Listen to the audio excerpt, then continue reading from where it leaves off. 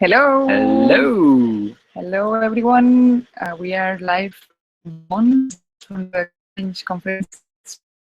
There broadcasting for you here.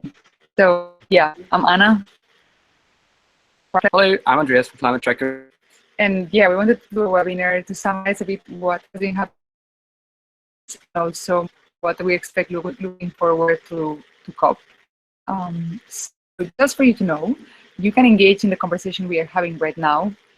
Before we start explaining everything, you will see us in a YouTube video. On your right side, I believe, there's a live chat. I will be checking that and maybe taking the questions you are sending or things like this.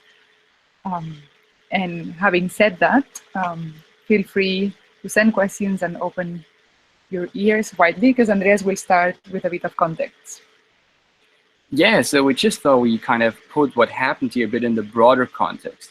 So we had 2015, the Paris Agreement, the big global agreement, and then we had the COP last year, which was expected to be in Marrakesh, a quite technical COP. Basically, countries are not so political and come together and just be like, okay, we now need to sort out the technicalities, all the small details.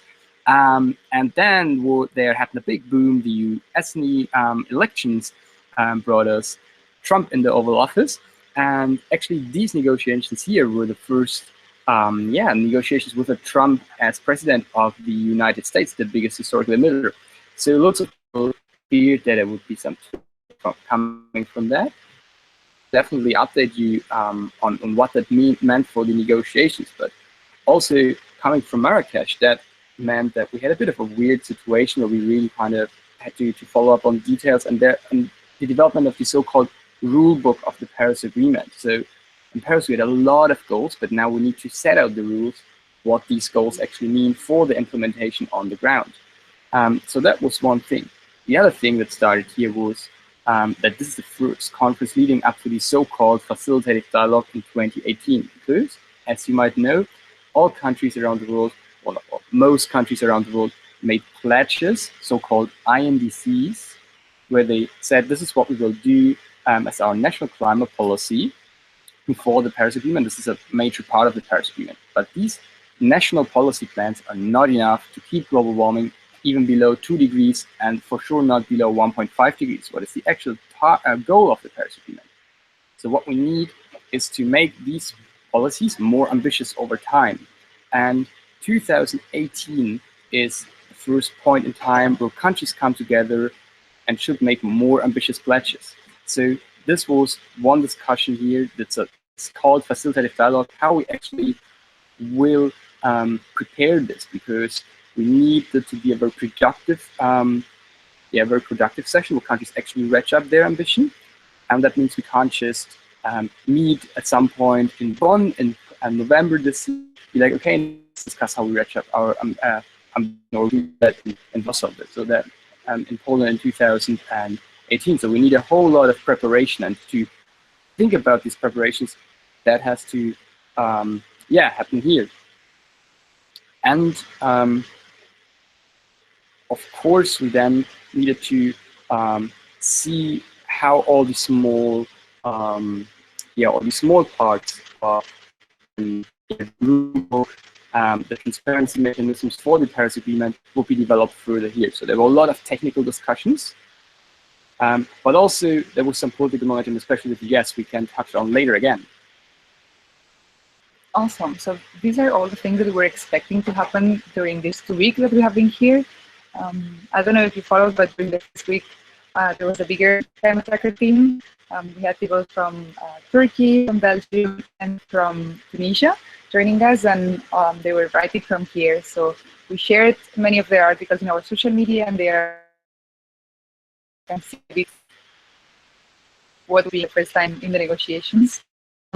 Maybe we can speak a bit what actually happened after Andreas gave a bit of context. So as he was saying, we have this Paris Agreement, which you could imagine as an empty house. It's like the structure, and now we are filling it in this colors on the on the walls and which furniture they will like. So there's a lot of different working groups or different negotiation streams that what they do is define exactly what's in the Paris Agreement. So that's called the rule book. Of course, the book that makes the rules. It's quite quite obvious. And negotiators have been doing progress during these 2 weeks on that. So that means that maybe some topics were further and they were negotiated fast. Some topics got a bit stuck. For example, we know that everything related to carbon markets was really stuck because they cannot agree exactly how that would work or which mechanisms that would have, etc. But for example, everything related to the ambition mechanism, which is how to increase ambition over time of our emission reductions, went well, and apparently we have like a nice outline to bring to the next COP in November on how this will work. Also, everything related to adaptation communications. So Paris parties not only report what they do in reducing emissions, also what they do in adapting to climate change. And these communications that will be regular have also been like structured in a way. There's a skeleton decision on how they will look like. It's very important because if not, we just say, oh yeah, like we will talk about adaptation, but what exactly will be written there? It's what we are being discussed. What we are discussing now. And finally, what we need to talk about, but it wasn't that successful in these 2 weeks of negotiations, is the 2018 facilitative dialogue. As I was saying, this is a very important moment when parties will talk about what they're doing and what they intend to be according to the 1.5-degree limit, and basically say that.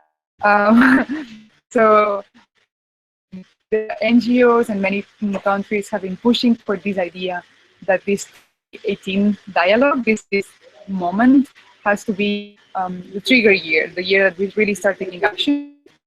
Not only one moment when ministers come in and talk and then forget about it.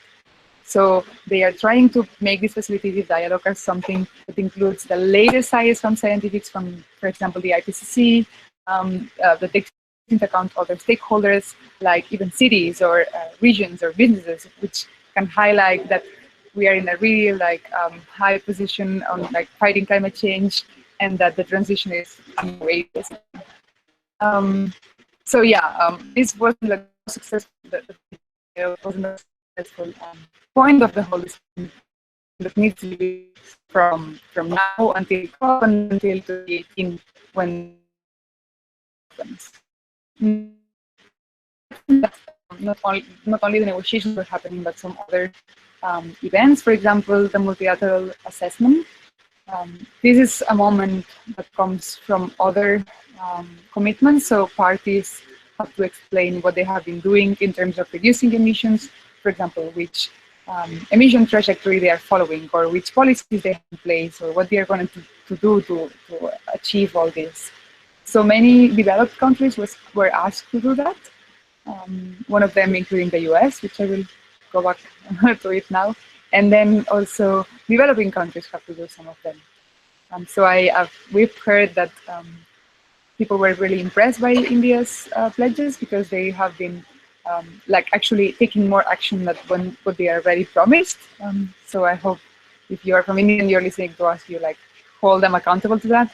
And then what I was saying about the US basically is that it was one of the countries that had, of course, more expectation, because basically they had to explain what was their pathway and their policies, and many of the responses of the US delegate were, we are just revising our policies and we cannot promise many things right now.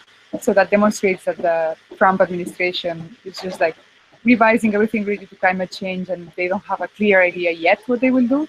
But Andreas maybe can pitch into that later on when we talk about Trump. And then finally, we had some other events happening aside from that. So for example, yesterday, the Climate Vulnerable Forum, which is the forum that includes all most vulnerable countries of the world, released a statement saying that they still like support the Paris Agreement, that everybody should be on board, and that they will fight and help implement it. Like we will be also reducing emissions and adapting, just to show leadership. No, we need really countries to take leadership in regards of reducing emissions and fighting climate change. And just today, and that's really good news, the EU pledged a lot of money. So they will give 800 million to African, Caribbean, and Pacific countries up to 2020. So in the following 2 years, and that is only related to climate action. And then they also said they will provide 3 million to support the Fiji's COP23 presidency, which will happen here in Bonn, but the presidency will be from the Pacific island of Fiji. I'm not sure if I'm missing anything. So maybe Andreas, do you want to comment or pitch in on anything I've been saying? Well, I guess that was quite an overview. Potentially there are some questions around it, but I guess these were the most important topics. And as you might have seen, these negotiations have been rather technical, which is in a bit of a contrast to what has been portrayed regarding the United States. So those of you who have been following the news might have seen that, or like realized that last week there were big rumors that the United States of America might pull out of the Paris Agreement, that Trump would announce that last week on Tuesday, but it didn't happen. And now it seems that the decision about that, if the US stays in or not, is pushed back to the G7 meeting. So potentially Trump will just meet up there with a bunch of important other heads of states who tell him that he should definitely stay in. So now there are definitely a few interesting conclusions we can draw from that. First of all, that the US government still is very, very uncoordinated, which potentially is good news because we don't expect anything or not too much good coming out of that administration. Then in terms of policy, they said here that they would review it, but basically it means that at the federal level, where Trump has something to say, they're dismantling the environmental and climate policy. The people, so at the negotiation, they really didn't know talk. They were really, so they would just physically present, and only also with 8 people, which is far below the number they normally bring to the negotiations. They also stated that they would not pay the contribution to the Green Climate Fund. So potentially, we actually could have expected a lot of tensions coming up by the position Trump has taken. Saying, oh, the US do not pay their what they pledged to pay for the Green Climate Fund. They're the biggest historical emitter and don't live up to their responsibility. The negotiations moved on, especially on the technical matters, quite smoothly. So they did not get as far on each topic as they could have been, which is natural, but there was no big finger pointing or no very unconstructive tone in the negotiations, which I think is really good news. So I think one conclusion that the Craiglands in White House does actually not have too much impact on what is happening in the rest of the world. So people just like speaking, and that makes sense.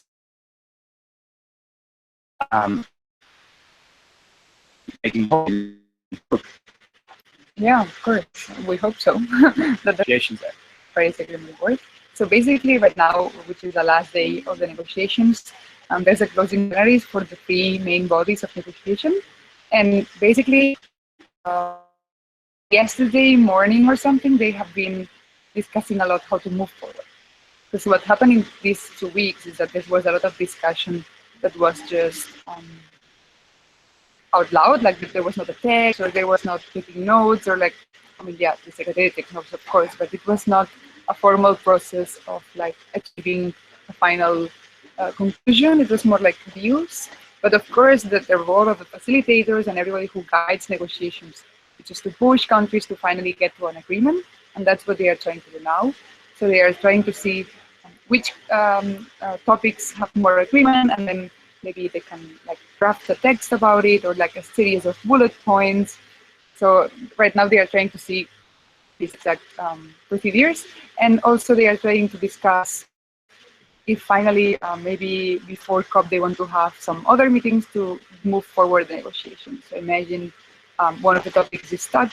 Is a good idea maybe to meet a bit before the COP starts and just like exchange views, see if they can move forward, etc.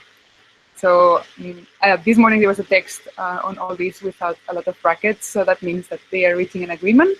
So hopefully we have just a way forward until November and how to do that. And finally, I will say things that are related also to the way to move. Mentioned that 7, so it's meeting at the end of this month, and the G20 very soon, and that's quite important for the countries. They want to kind of U.S. administration. That's going to be something forward. And Facebook dialogue, which is also climate change, and that should also bring new issues on that. And Andreas, maybe you know more about it. And so not necessarily there is a very event happening in July, bilateral between China,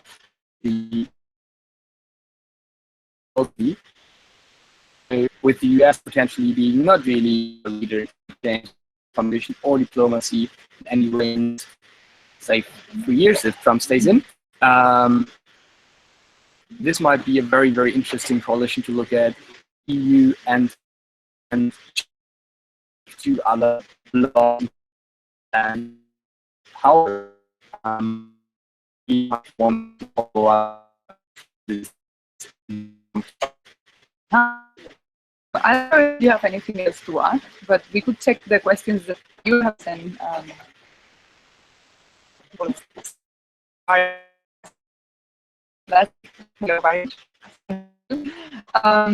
Says, is China's active position in international affecting the atmosphere here?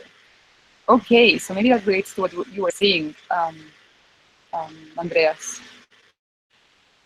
Yeah, in fact, many people expected or expect China to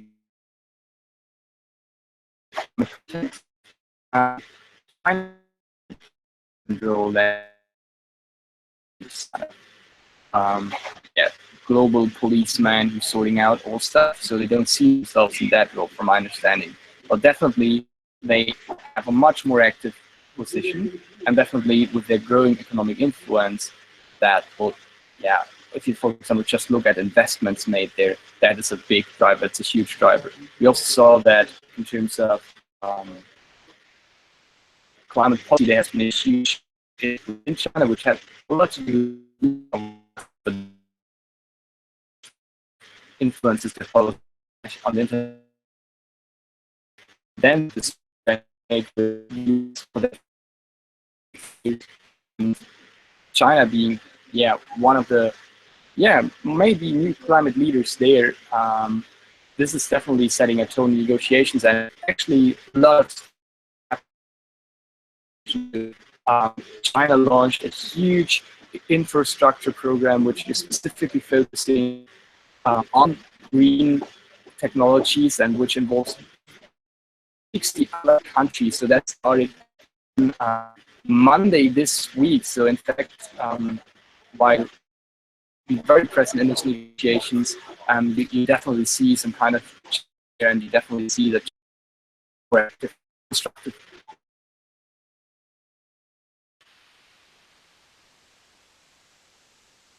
Anyone else who is watching us wants to comment here, we have 3 more minutes if you want to just reply or engage with your questions. And meanwhile, you think about them. I'm just reminding everyone that this is the Bonn Intersessional, so it's a session that between the two, the one here and the one this year. And remember, Climate Tracker always brings fellows to this negotiation. To bring people also to the next COP, which will be also in Bonn, here where we are standing right now. Remember that there's a campaign right now going on, and that we have just extended the deadline for next Friday, 26th of May. If you publish articles related to the 1.5 limit, you can join us in Bonn and come to Germany with us and, and report from here. So we look forward like reading all the articles and meeting the amazing people here in Bonn that will be fellows for us. So if you were a bit deceived, like you didn't have time to publish for some reason, you still have one more week because we have extended that. So go and write right now. And in here. So I'm sure everybody knows everything about the negotiations right now. But if you do have more, feel either later on comment on the video and I may take it, or just contact us like, hey, what has happened in terms of this topic specifically? Not everything, you know, kind of what was happening here, so we should be able to reply to you. Anything you want to add on this? I think that's it. Okay. So thanks everyone for watching. For webinars, so many things to announce this kind of record. For now, I hope you are inspired and soon in the next webinar. Thanks for watching. Bye.